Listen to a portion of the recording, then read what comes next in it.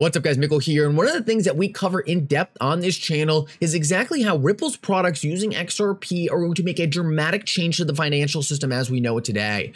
But one of the things I do not cover as often is exactly how XRP as an asset is going to be game-changing in the asset-based system we live in today. Guys, financial institutions hold all kinds of different assets, but XRP has unique properties to it that make it far superior than anything else in the system. Guys, in this video, I want to share with you exactly how XRP as an asset is going to be game-changing to the system as we know it, and I think it's really going to show you how powerful XRP is.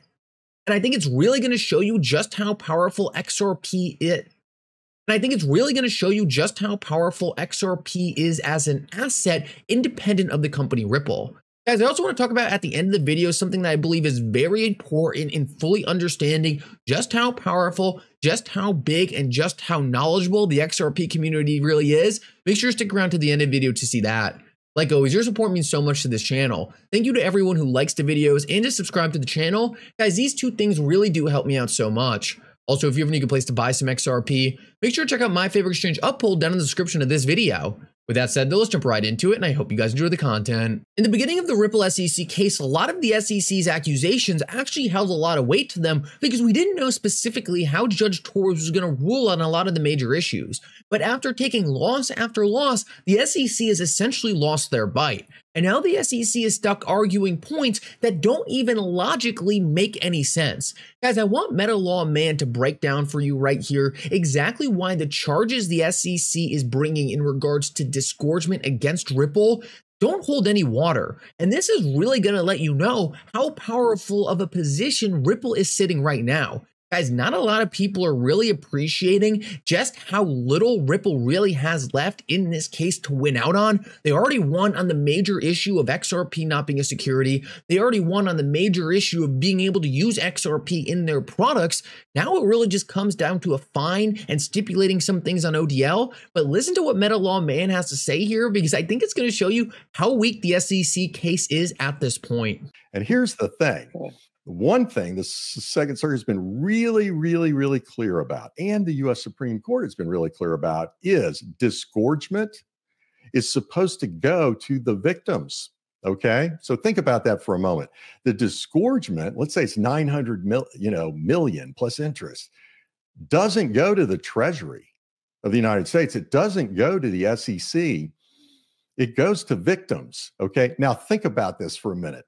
The SEC wins and gets disgorgement, they're going to have to pile on more money to institutional investors who already made a profit from their interaction with Ripple and buying XRP.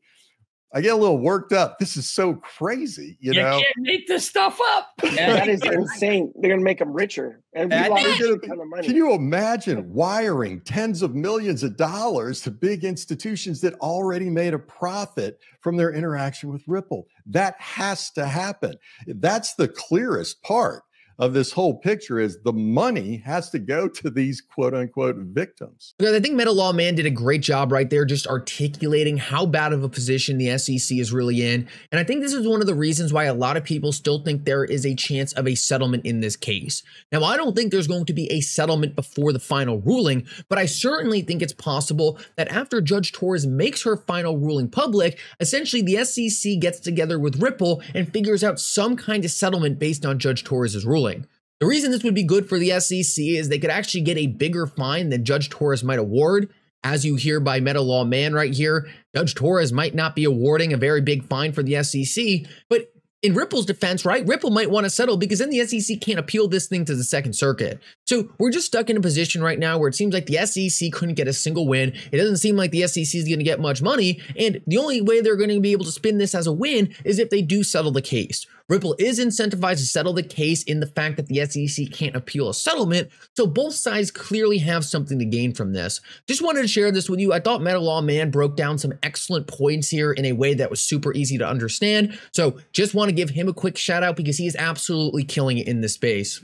I want to move on though and get to the main topic of this video, and that is XRP as an asset for the financial system. Guys, I know you have probably seen tons of these charts before on X, so many different posts of XRP at the center of all these money transmitting protocols. And a lot of people are constantly saying, oh, that's never going to happen. XRP isn't being used for this. XRP is being used for this, blah, blah, blah, blah, blah. But I think the biggest thing that people forget is XRP is bringing something to the asset-based system we have today that has never existed before. Decentralized neutral liquidity anyone can use or draw off of. Guys, to have a decentralized neutral liquid asset like XRP is exponentially valuable to the system we have today. Being able to move money instantaneously, being able to handle liquidity instantaneously via an asset that no one controls is bringing something to the world that has never existed before and something that is critically important to the financial system. One of the best quotes I have ever heard from the 2008 crash One of the best quotes I have ever heard from the 2008 market crash was that we probably wouldn't have had the market crash if we had real-time payments. We probably wouldn't have had the market crash if institutions could move money over the weekend or in after market hours. But because essentially our entire financial system is built on outdated rails, the problems that were created during the 2008 financial crisis spiraled out of control as more and more institutions were forced to wait to receive the money they needed to plug up some of the holes in the ship. Guys, having an asset like XRP that allows you to instantly move money in a jurisdictionless manner without requiring a counterparty to approve of anything is completely transformational, and I believe a lot of institutions are going to be adopting XRP, using XRP, and holding XRP for these purposes. Right now, what Ripple is doing is creating simple financial products to help institutions understand the power of XRP. Ripple is focused on cross-border payments, but the entire financial system is so much bigger than just cross-border payments, and decentralized neutral liquidity is critical for all of it. Guys, I believe what we're really going to see is more and more institutions creating their own APIs, their own centralized software on top of things like the XRP ledger to use XRP and the network for the things they want to use it for. XRP is bringing something to the system that has never existed before, but something that is critically and drastically needed.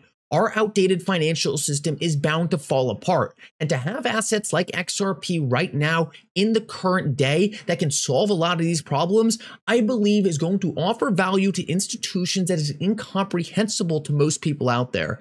Guys, it's going to be really interesting to see the exact way in which XRP is used in a lot of these systems.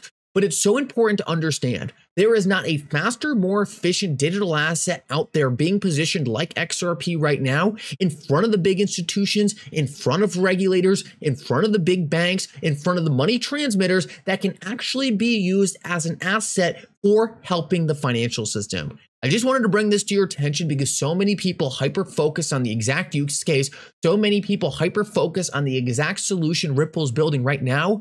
Guys, just the ability to have an asset that is decentralized, can be moved overnight, cost fractions of a penny to move, and can be done so in 2 to 3 seconds, that is such a massive upgrade to the system as we know it today. I mean, for crying out loud, we're moving from T+2 to T+1 right now, and the XRP ledger is already at T+0. So what we have right here is a space-age technology. It's going to be critically important, and I just think sometimes people hyper-focus on the exact solution being built right now. Guys, no one knew what the internet was going to be used for. No one knew the best applications we were going to see on the internet 20 years ago, but what we knew is it was a powerful technology being used by the largest institutions out there, and eventually that technology is going to take over. And guys, the other nice thing is, as we heard from Uphold's interview the other day, we really don't have to speculate that these big institutions are coming. They are telling us these big institutions are coming. We just need to be patient. We need to understand that these things happen slowly, but I have never been more confident we are on the right track.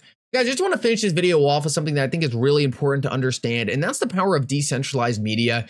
This is something that I don't really normally get into on the channel, but guys, I need people to understand that a lot of people put a lot of time and attention on what is talked about on things like Forbes, what's being talked about on Cointelegraph, what's being talked about on different centralized media sources that they believe hold the important narrative. Guys, I want you to understand the most important narrative is created by the communities. There's a reason why the XRP is the biggest and most powerful community out there. It's because we are a group of sophisticated, intelligent investors who know what we hold. We don't get shaken out by corrupt media. We don't get shaken out by people trying to FUD our bags, because we are a collection of very powerful individuals who know the power of the asset we hold. Guys, you should not rely on a centralized media corporation who is taking payment to write the articles they are writing. Most of these people are dying. Most of these corporations are falling out of existence because they are not promoting what the masses want to hear. They are not promoting the consensus of the masses. Guys, things like X and things like YouTube, things like this channel allow like-minded investors who really understand what's going to be in the future to come together and create real media, create real news. That's why I believe the XRP Ledger ecosystem is one of the most powerful ecosystems out there. Guys, we know our size. We know our power. We stood up to the SEC individually. We don't need Forbes to agree with us. We don't need Cointelegraph to agree with us, because at the end of the day, we know what we hold. We created this community. And I think when it's said and done, all of these other centralized counterparties that were trying to hold us back will end up jumping on board. Anyway, guys, thank you so much for coming. I hope you enjoyed this update. If you did, make sure to like and subscribe. It really does mean so much. And for now, Mickle out.